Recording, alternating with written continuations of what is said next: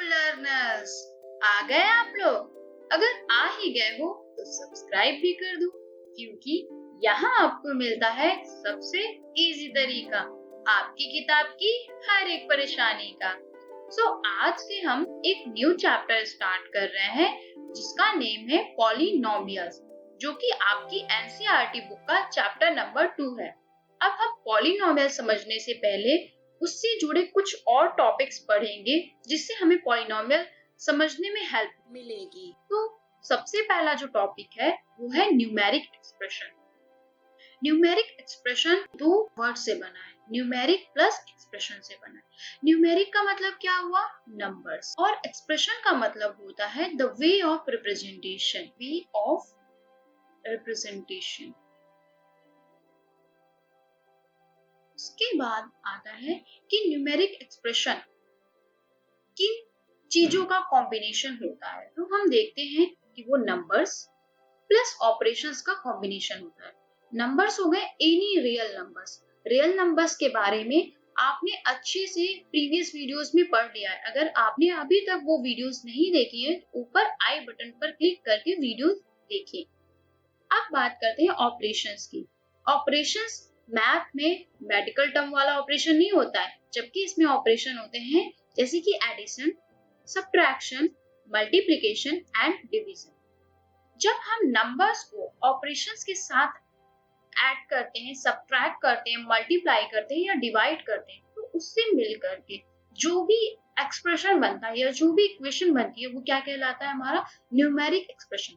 और अभी तक हम वही नंबर सिस्टम में करते आए हैं। और इस पर्टिकुलर पार्ट को क्या बोलते हैं? अरिथमेटिक। जितनी भी चीजें इस नंबर्स और ऑपरेशन से मिलकर बनी होती है वो क्या किसके अंदर आती है? वो आती है अरिथमेटिक के अंदर। जैसे कि आपने कौन कौन से न्यूमेरिक एक्सप्रेशन या नंबर्स पे किए हैं क्वेश्चन। जैसे कि आपको ये क्वेश्चन दे दिया गया 3 into 2, तो आप इसका आंसर बता दोगे 6। इसमें किन दो चीजों का यूज हुआ? नंबर्स का एंड मल्टीप्लीकेशन ऑपरेशन। और इसका हमें आंसर मिला किसमें? नंबर्स में। ठीक है, क्या यहाँ पर किसी भी लेटर का यूज हुआ? फॉर एग्जाम्पल एक्स का यूज हुआ, वाई का यूज हुआ, जेड का यूज हुआ? नहीं, यहाँ पर भी किसी भी इन लेटर्स का यूज नहीं हुआ। नेक्स्ट हम आगे बढ़ते हैं अलजेब्रिक एक्सप्रेशन पे। अब देखते हैं कि अलजेब्रिक एक्सप्रेशन कैसे फॉर्म हुआ है। तो सबसे पहले हम इस अलजेब्रिक वर्ड पे आते हैं। ये अलजेब्रिक वर्ड जो है अलजेब्रा से आया है। किससे आया है? अलजेब्रा से आया है। और ये अलजेब्रा वर्ड एक अरेबिक वर्ड है जिसका मतलब होता है रीयूनियन ऑफ ब्रोकन पार्ट्स। क्या होता है? Reunion of broken parts. ठीक है, अब उसके बाद ये अलजेब्रा जो होती है वो हमारे फर्दर स्टडीज में एक सब्जेक्ट बन जाती है। ठीक है, इसलिए हमें इस अलजेब्रिक एक्सप्रेशन को समझने की बहुत ही ज्यादा नीड है। अगर हम इन छोटे छोटे पॉइंट्स को नहीं समझेंगे तो हमें पॉलिनोमियल समझने में प्रॉब्लम होगी। और जब हम इन्हीं चीजों को छोड़ देते तो फर्दर स्टडीज में हमें बहुत प्रॉब्लम होती है और हम काफी टाइम बाद भी अलजेब्रिक एक्सप्रेशन की डेफिनेशन वगैरह नहीं बता पाते हैं या पहचान नहीं पाते कि ये अलजेब्रिक एक्सप्रेशन है या नहीं। तो अलजेब्रिक एक्सप्रेशन में जो अलजेब्रा होती है उसका मतलब होता है a part of mathematics in which letter represents a number. यहाँ पर क्या होता है, जितने भी अल्फाबेट में लेटर्स होते हैं वो क्या करते हैं? नंबर्स को रिप्रेजेंट करते हैं। ठीक है, अब जैसे कि अभी मैंने एक एग्जांपल लिया था न्यूमेरिक एक्सप्रेशन में 3 into 6 का, तो क्या आंसर आया था? 18 आया था। अगर यहाँ पर मैं 6 की जगह पर एक लेटर ले लूं, जैसे कि यहाँ पर मैं ए ले लूं, तो 3 मल्टीप्लाई ए कर दूं और इक्वल टू 18 कर दूं, तो क्या आप इसका आंसर नहीं निकाल लोगे? जबकि यहाँ पर हमें ए की वैल्यू अननोन है, बट हम इस इक्वेशन की हेल्प से उस वैल्यू को क्या कर सकते हैं? फाइंड आउट कर सकते हैं। यही होता है अलजेब्रिक एक्सप्रेशन और न्यूमेरिक एक्सप्रेशन में डिफरेंस। अलजेब्रिक एक्सप्रेशन में हम क्या करते हैं? लेटर्स का यूज करते हैं, जबकि न्यूमेरिक एक्सप्रेशन में हम केवल और केवल नंबर्स एंड ऑपरेशंस का यूज करते हैं। तो अलजेब्रिक एक्सप्रेशन जो होता है वो किसका किसका कॉम्बिनेशन होता है? वो होता है कांस्टेंट का, देन वेरिएबल्स का एंड अलजेब्रिक ऑपरेशंस का। ये किससे किससे मिलकर बना होता है? इन तीन चीजों से मिलकर बना होता है। अब बात आती है ये कांस्टेंट क्या है, वेरिएबल्स क्या है। अलजेब्रिक ऑपरेशंस के बारे में तो हम जानते हैं, बट इन दो टर्म्स के बारे में हम नहीं जानते हैं। सबसे पहले हम समझते हैं what is constant and what is variable. According to definition constant which does not vary. समझ में अभी नहीं आया होगा, फिर भी हम पहले डेफिनेशन पढ़ते हैं। साथ साथ इसमें बोला गया है व्हिच डज नॉट वेरी, जो किसी भी कंडीशन में चेंज ना हो। क्या आपके पास कोई ऐसे एग्जांपल्स हैं? हाँ, बहुत सारे। जैसे कि अगर हम ले ले 1, 2, 3 या जितने भी रियल नंबर्स हैं, क्या उनकी वैल्यू कहीं पर भी चेंज होगी? 3 जो है वो 3 ही हमेशा रहेगा, ठीक है। 2 जो है वो हमेशा 2 ही रहेगा, चाहे उसे इंडिया में बोला जाए या अमेरिका में बोला जाए। 3 की वैल्यू हमेशा 3 ही रहेगी। तो जितने भी रियल नंबर्स हो गए वो हमारे क्या हो गए? वो हमारे हो गए कांस्टेंट हो गए, व्हिच डू नॉट चेंज, ठीक है। अब आती है बारी वेरिएबल्स की, विच चेंजेस। तो कांस्टेंट और वेरिएबल्स दोनों क्या हो गए? एक दूसरे के अपोजिट हो गए। अब यहाँ पर हम कैसे समझ सकते हैं? जैसे अभी एग्जांपल लिया था 3 into 6 का, वहां पर आंसर क्या आ रहा था? 18 आ रहा था, और हमने इसकी जगह क्या ले लिया था? ए ले लिया था। बोल दिया था कि 3 मल्टीप्लाई ए करेंगे और 18 आएगा, तो हम यहाँ से ए की वैल्यू निकाल सकते हैं। कैसे? ये 3 जो है ये मल्टीप्लाई में है इसके साथ, तो यहाँ पर आ जाता, तो क्या हो जाता? ये 18/3 हो जाता, और ए की वैल्यू कितनी निकल के आ जाती है? यहाँ पर 6 निकल के आ जाती है। दूसरा भी यहाँ पर हम एग्जांपल ले लेते हैं। जैसे कि अगर यहाँ पर आपसे एक न्यूमेरिक एक्सप्रेशन सॉल्व कराया जाए और बोला जाए कि 4 + 6 कितना होता है? 10 होता है, ठीक है। अब यहाँ पर 6 की जगह पर, या चलो 4 की जगह पर हम a लिख लेते हैं। बोल देते हैं कि a + 6 कितना हो गया? 10 हो गया। तो क्या हम यहाँ से a की वैल्यू नहीं निकाल सकते? a की वैल्यू हम यहाँ से निकाल सकते। क्यों? क्योंकि यहाँ पर ये प्लस में है, और यहाँ पर जाएगा तो किस में आ जाएगा? माइनस में आ जाएगा। कैसे? 6। अच्छा, यहाँ पे ये a हो जाएगा, a = 10 माइनस कितना हो जाएगा? ये 6 हो जाएगा। तो यहाँ से हमें वैल्यू कितनी निकल के आएगी? हमें यहाँ से वैल्यू निकल के आएगी 4, जो कि हमारी ये वाकई में वैल्यू थी जब हमने न्यूमेरिक एक्सप्रेशन से सॉल्व किया। तो आपने देखा यहाँ पर a की वैल्यू 6 थी, यहाँ पर a की वैल्यू 4 थी। तो जिस इक्वेशन में हम इन वेरिएबल्स को रख देंगे, उसी वैल्यू को ये बताएंगे। तो वेरिएबल्स की वैल्यू क्या होती है? चेंज होती है, जैसी भी इक्वेशन। और अलजेब्रिक ऑपरेशंस जो हो गए वो कौन कौन से हो गए? एडिशन हो गया, सब्ट्रैक्शन हो गया, मल्टीप्लिकेशन हो गया एंड डिवीजन हो गया, ठीक है। नेक्स्ट, अगर आपको अभी भी कांस्टेंट और वेरिएबल नहीं कंफर्म हुआ, तो हम एक और बढ़िया से एग्जांपल से देखें।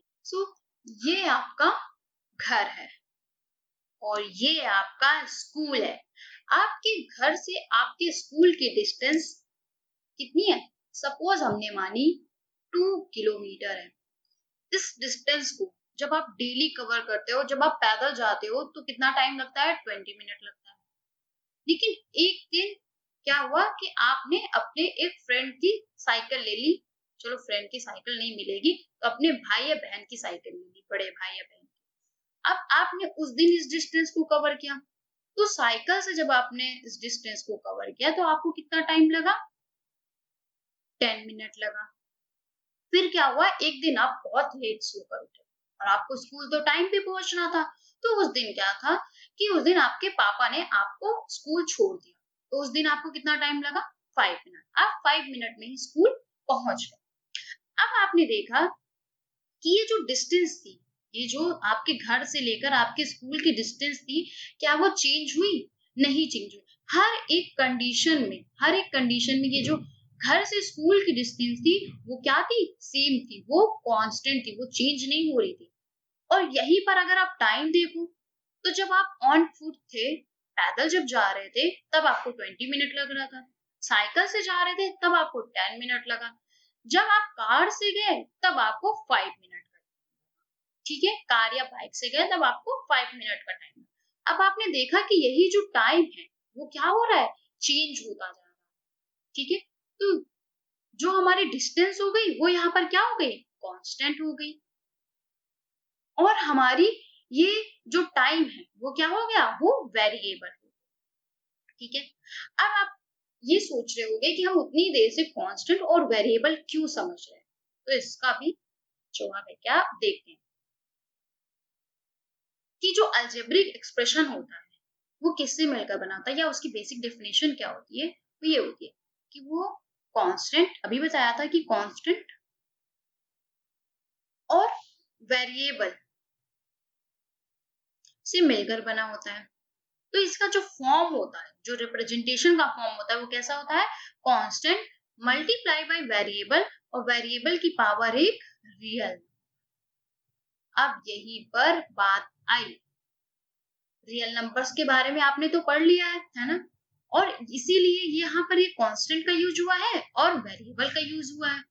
इसीलिए हमने कांस्टेंट और वेरिएबल को बहुत अच्छे से समझा कि कांस्टेंट और वेरिएबल क्या है। तो कांस्टेंट जो चेंज ना हो, वेरिएबल जो चेंज होता रहे। और कांस्टेंट बहुत सी वैल्यू होती हैं, जैसे आप अभी साइंस में ग्रेविटेशनल कांस्टेंट पढ़ोगे, फिर फर्दर स्टडीज में प्लैंक कांस्टेंट पढ़ोगे, ये सारी चीजें आप कांस्टेंट पढ़ते रहो। तो कांस्टेंट और वेरिएबल और रियल नंबर को मिलाकर के क्या बनता है? एक अलजेब्रिक एक्सप्रेशन बनता है।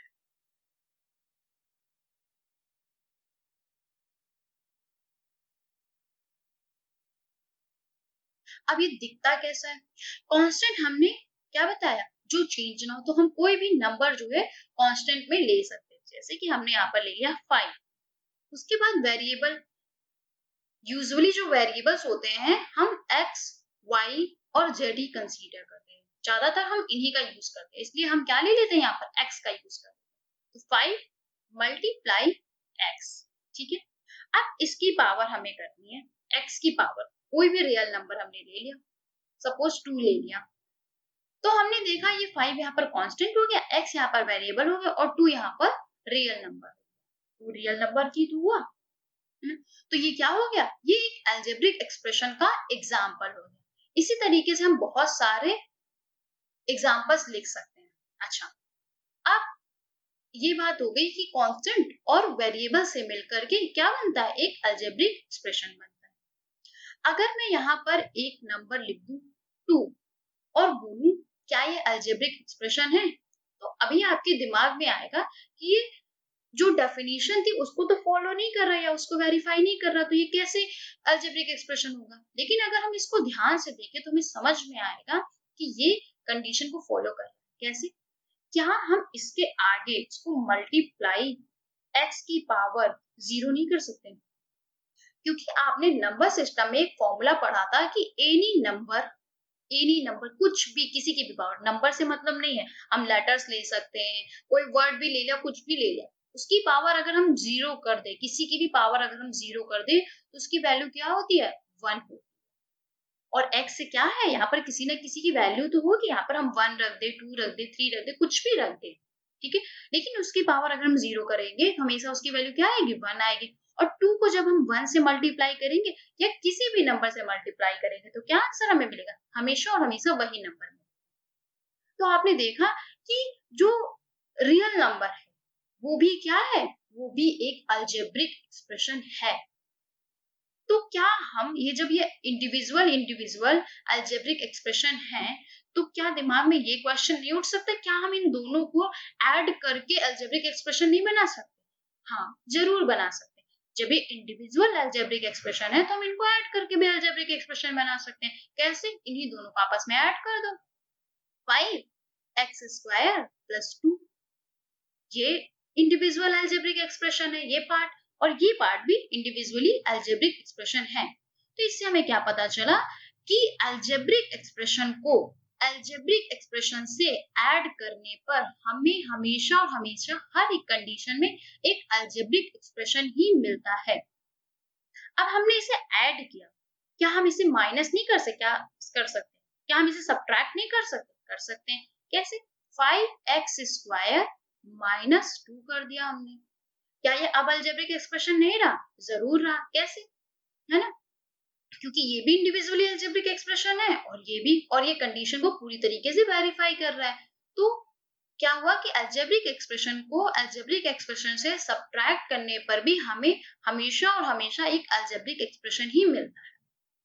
नेक्स्ट देखते हैं, नेक्स्ट ऑपरेशन अप्लाई करते हैं। क्या हम 5x² और 2 को आपस में मल्टीप्लाई नहीं कर सकते? जरूर कर सकते हैं। जैसे हमने किया 5x² × 2/2, तो जब हमने इसे मल्टीप्लाई किया तब हमें इसे सॉल्व करना पड़ेगा, क्योंकि किसी भी एक्सप्रेशन को उसकी मैक्सिमम से मैक्सिमम वैल्यू तक क्या करना चाहिए, सॉल्व करना चाहिए। तो अगर हम 5 को 2 से इससे मल्टीप्लाई करेंगे तो क्या आ जाएगा, 5 2 जा 10x²। ठीक है, ये आ जाएगा। तो हमने देखा 10 एक कांस्टेंट है क्योंकि एक नंबर है। x क्या है, x एक वेरिएबल है जिसकी वैल्यू कुछ भी हो सकती है, और 2 क्या है, एक रियल नंबर है। हमें इससे क्या पता चला, हम इससे क्या कंक्लूजन निकाल सकते हैं कि किसी भी अलजेब्रिक एक्सप्रेशन को दूसरे अलजेब्रिक एक्सप्रेशन से मल्टीप्लाई करने पर क्या मिलता है, अलजेब्रिक एक्सप्रेशन मिलता है। एक और एग्जांपल देखते हैं किसका, डिवीजन के एक्सप्रेशन।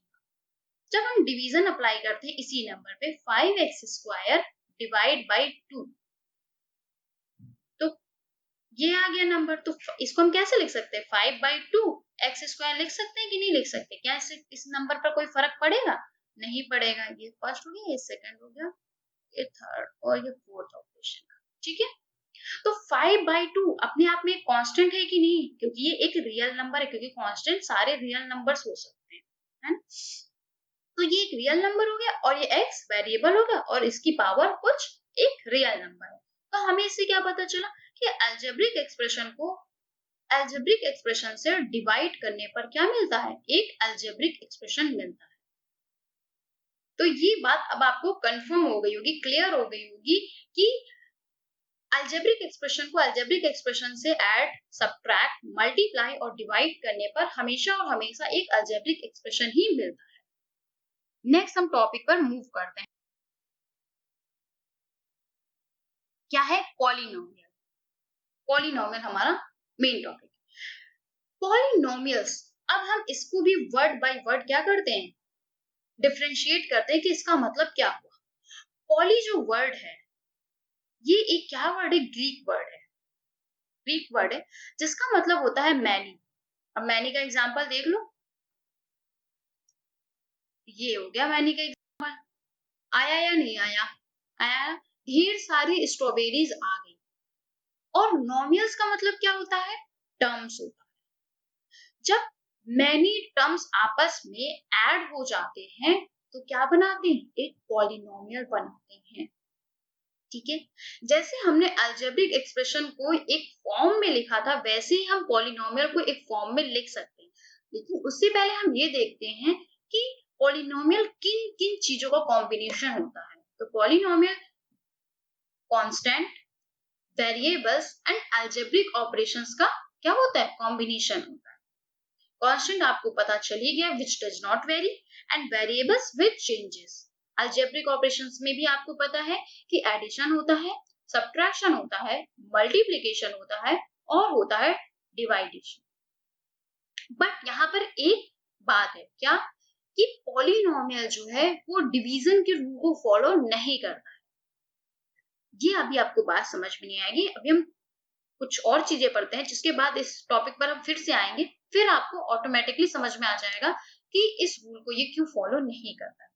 सबसे पहले हम देखते हैं कि पॉलिनोमियल का जो मेन एक फॉर्म होता है वो कैसे होता है। जैसे कि आपने अभी देखा अलजेब्रिक एक्सप्रेशन का होता है कांस्टेंट, मल्टीप्लाई, वेरिएबल और इसकी पावर में क्या था, एक रियल नंबर था, और इसने क्या बनाया था, एक अलजेब्रिक एक्सप्रेशन बनाया था। एई का मतलब यहाँ पर अलजेब्रिक एक्सप्रेशन। ठीक है, अब पॉलिनोमियल का फॉर्म कैसा होता है, पॉलिनोमियल का फॉर्म होता है कांस्टेंट, मल्टीप्लाई, वेरिएबल। यहां तक तो सेम है, लेकिन इसके आगे ही चेंज होता है। वो क्या चेंज होता है, वो इसकी पावर में चेंज होता है। जैसे यहाँ पर ये रियल नंबर था उसकी जगह पर यहाँ पर क्या आ जाएगा, एक होल नंबर आ जाएगा। ठीक है, अब आप रियल नंबर और होल नंबर में तो डिफरेंस जानते हैं। रियल नंबर्स कौन से नंबर हो गए जो नंबर लाइन पर रिप्रेजेंट करे जा सकते हैं, जितने भी नंबर्स। और होल नंबर्स कौन से हो गए, 0 1 2 3 4, ये सारे इनफाइनाइट तक। ठीक है, वो सारे क्या हो गए, होल नंबर हो गए। इसलिए आपको जितने भी नंबर्स के टाइप है वो सारे अच्छे से पता होने चाहिए, क्योंकि वो आपको पूरी मैथ्स में बहुत हेल्प करते हैं। तो कांस्टेंट और वेरिएबल को जब हम आपस में मल्टीप्लाई करते हैं उसकी पावर होल नंबर होती है, तो क्या बनता है? एक पॉलिनोमियल। कुछ हम इसके एग्जांपल्स देखते हैं। हम एग्जांपल देखते हैं। अभी हमने लिया था एक 5x², ठीक है, उसी एग्जांपल को लेते हैं। अब देखते हैं क्या ये पॉलिनोमियल है। हम देखते हैं कि 5 जो है क्या है? एक कांस्टेंट है, x क्या है? एक वेरिएबल है, और ये 2 क्या है? एक होल नंबर। तो हम इसे कह सकते हैं कि ये पॉलिनोमियल है। दूसरी बात क्या आती है? क्या हम इसको अलजेब्रिक एक्सप्रेशन भी कह सकते हैं? इन दोनों कंडीशन को हम जब क्या करते हैं? इंडिविजुअली वेरीफाई करते हैं। जब ये इंडिविजुअली वेरीफाई हो जाती है तब हम इनको नाम दे देते हैं। जैसे ये 5 है वो कांस्टेंट है, x है वेरिएबल है, और 2 जो है क्या है? एक रियल नंबर के अंदर ही तो आता है, क्योंकि रियल नंबर के अंदर होल नंबर आता है, ठीक है। तो ये पॉलिनोमियल भी है as well as algebraic expression, ठीक है। नेक्स्ट हम एग्जांपल लेते हैं 5x की पावर 1/2। इसमें हम देखते हैं कि 5 कांस्टेंट है, x वेरिएबल, यहाँ तो कंडीशन वेरीफाई हो गई। अब ये 1/2 क्या एक होल नंबर है? नहीं, 1/2 एक होल नंबर नहीं है। तो इससे क्या पता चला कि ये पॉलिनोमियल भी नहीं होगा, ठीक है, ये पॉलिनोमियल भी नहीं होगा। अब देखते हैं क्या ये अलजेब्रिक एक्सप्रेशन है। तो 5 कांस्टेंट हो गया, x वेरिएबल हो गया, और 1/2 एक रियल नंबर है। तो क्या हुआ? इसे क्या कंक्लूजन निकला कि ये अलजेब्रिक एक्सप्रेशन है। कुछ और एग्जांपल देखते हैं। थर्ड नंबर √2 x की पावर -1, ठीक है। अब हम इसको देखते हैं कि √2 एक कांस्टेंट है क्योंकि एक रियल नंबर के अंदर आता है, और x क्या हो गया? वेरिएबल हो गया, और -1 क्या हो गया? एक रियल नंबर हो गया, but it is not a whole number. So we can say that this expression is algebraic expression but it is not a polynomial. So हमने इतने सारे एग्जाम्पल देखे, इससे हम क्या कंक्लूड कर सकते हैं कि जितने भी पॉलिनोमियल होते हैं वो अलजेब्रिक एक्सप्रेशन होते हैं, but it is not necessary that every algebraic expression is a polynomial. एक एग्जाम्पल मैंने लिया था रियल नंबर्स में आपको समझाने के लिए कि ये कैसे होता है। यहाँ पर देखें, इस सर्कल को अगर जैसे हम मान लें कि ये क्या है? दिल्ली है, ये दिल्ली का एरिया है, जितना भी एरिया, और इस बड़े वाले सर्कल को हम क्या मान लें? ये इंडिया का सर्कल, ठीक है, ये इंडिया का सर्कल। अब क्या बात आई कि दिल्ली है, दिल्ली की जो टेरिटरी है वो किसके अंदर है? इंडिया की टेरिटरी के अंदर है। पर क्या हम इसका वाइस वर्सा कह सकते हैं? जैसे कि क्या इंडिया इंडिया की टेरिटरी दिल्ली के अंदर आती है? वर्ड्स पे ध्यान दीजिएगा, क्या इंडिया की टेरिटरी दिल्ली के अंदर आती है? उसका कुछ पार्ट आता है बट पूरा पार्ट नहीं है, क्योंकि और भी स्टेट है जो इंडिया के अंदर। इसे आपको बात पता चली कि अलजेब्रिक एक्सप्रेशन अगर ये बड़ा वाला सर्कल है तो पॉलिनोमियल ये छोटा वाला सर्कल, कि जितने भी पॉलिनोमियल है वो अलजेब्रिक एक्सप्रेशन के सर्कल के अंदर आएंगे, बट अलजेब्रिक एक्सप्रेशन का सर्कल पॉलिनोमियल के सर्कल के अंदर नहीं आएगा, ठीक है। तो ये बात आपको समझ में आ गई होगी कि पॉलिनोमियल और अलजेब्रिक एक्सप्रेशन कैसे हैं, ठीक है। नाउ हम देखते हैं कि पॉलिनोमियल फंक्शन कैसा दिखता है। According to your NCERT books definition, that a polynomial in one variable x of degree n is an expression of the form. यहाँ पर क्या बात की गई है कि one variable, but it is not necessary कि किसी भी polynomial में केवल एक one variable। जैसे कि हम क्या ले सकते हैं कि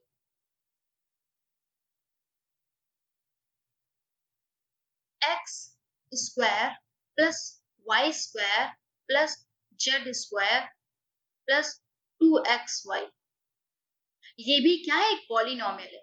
कैसे हम पता करते हैं कि ये पॉलिनोमियल है या नहीं? हम इंडिविजुअल पार्ट को देखते हैं। एक्स स्क्वायर, अब ये कैसे पता चला कि ये पॉलिनोमियल है नहीं? क्या 1 को x स्क्वायर से मल्टीप्लाई कर सकते हैं?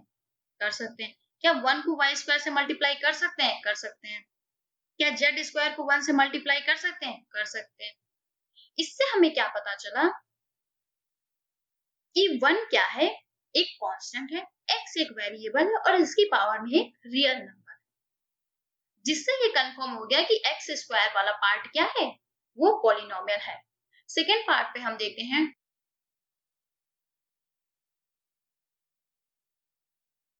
ये 1 मल्टीप्लाई बाय स्क्वायर। तो 1 एक क्या है? कांस्टेंट है, y एक वेरिएबल है और ये 2 क्या है? एक होल नंबर है। यहाँ पर भी होल नंबर था अगर मैंने रियल नंबर बोल दिया। अब z स्क्वायर में देखते हैं 1 क्या है? कांस्टेंट है, z क्या है? एक वेरिएबल है और 2 क्या है? एक होल नंबर है। फिर यहाँ पर 2xy में देखते हैं 2 क्या है? एक कांस्टेंट है, x क्या है? वेरिएबल है और y क्या है? एक वेरिएबल। ठीक है, तो इससे बात हमें क्या समझ में आई कि ये भी क्या है? एक पॉलिनोमियल है। ठीक है, बट क्या बात है कि ये वन वेरिएबल में पॉलिनोमियल नहीं है, क्योंकि यहाँ पर हम देख रहे हैं यहाँ पर 3 वेरिएबल है, तो हम इसे क्या कह सकते हैं? अ पॉलिनोमियल इन 3 वेरिएबल बोल सकते हैं। ठीक है, बात आ गई समझ में? तो इसकी डेफिनेशन के अकॉर्डिंग हम देखते हैं कि एक पॉलिनोमियल का फंक्शन होता है वो कैसा दिखता है। वो कुछ ऐसा दिखता है, a n x की power n plus a n minus 1 x की पावर n माइनस 1 प्लस ये ऐसे ही चलता जाता है और यहाँ पर लास्ट में आता है a1x प्लस c, जहां जो an माइनस 1 a1 a0 ये सारी चीजें क्या है? ये एक रियल नंबर है जिन्हें आप कांस्टेंट बोलते हो और x क्या हो गए? वेरिएबल हो गए और ये n क्या हो गया? n एक होल नंबर हो गया। जैसे अभी हमने क्या लिखा था? इसे कांस्टेंट बोल दिया था, इसे वेरिएबल बोल दिया था और इसे क्या बोल दिया था? होल नंबर बोल दिया। और जब ये इंडिविजुअल इंडिविजुअल ऐड हो जाएंगे तो क्या बना देंगे? एक पॉलिनोमियल बना देंगे। ठीक है, अब एक अभी हमने पीछे देखा था, क्या देखा था कि जो पॉलिनोमियल होता है वो डिवीजन का रूल फॉलो नहीं करता। वो देखते हैं कि वो क्यों नहीं फॉलो करता है।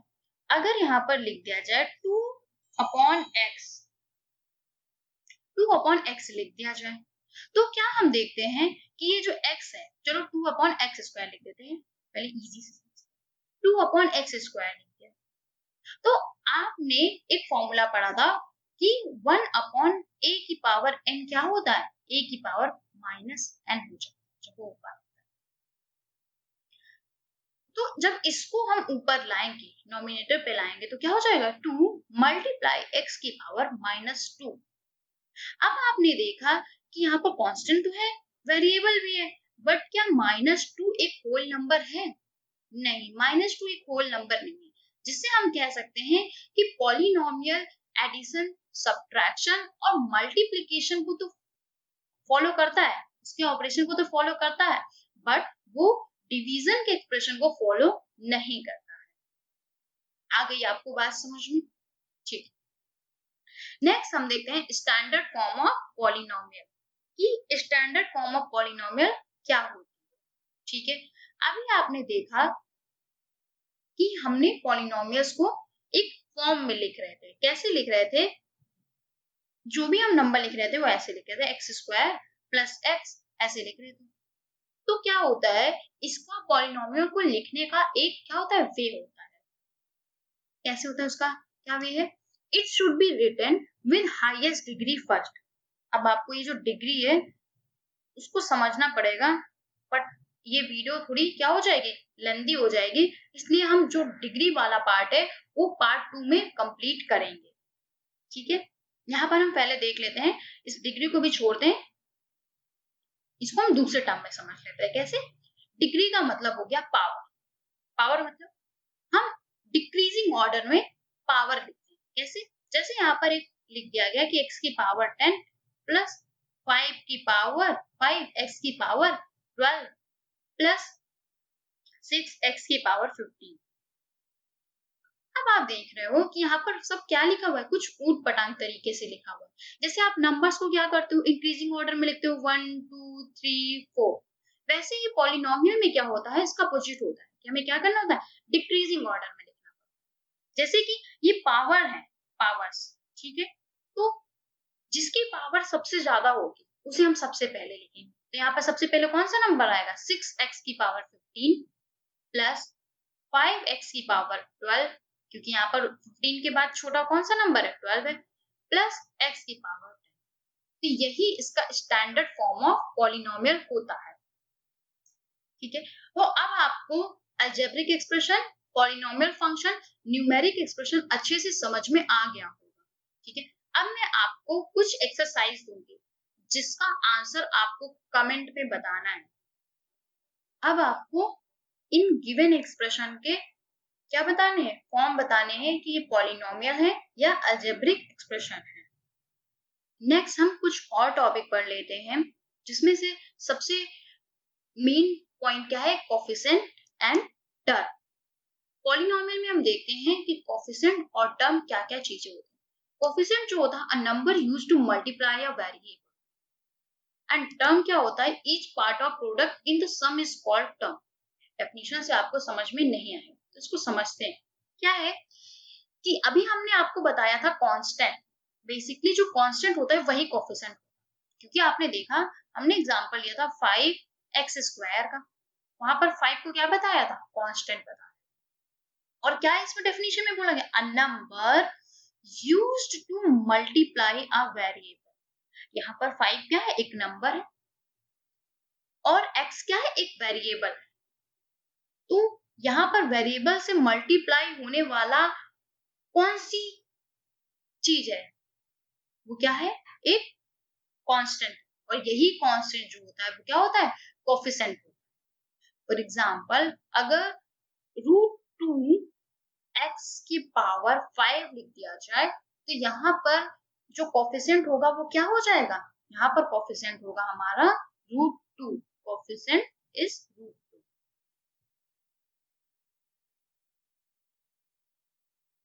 √2 हो जाएगा।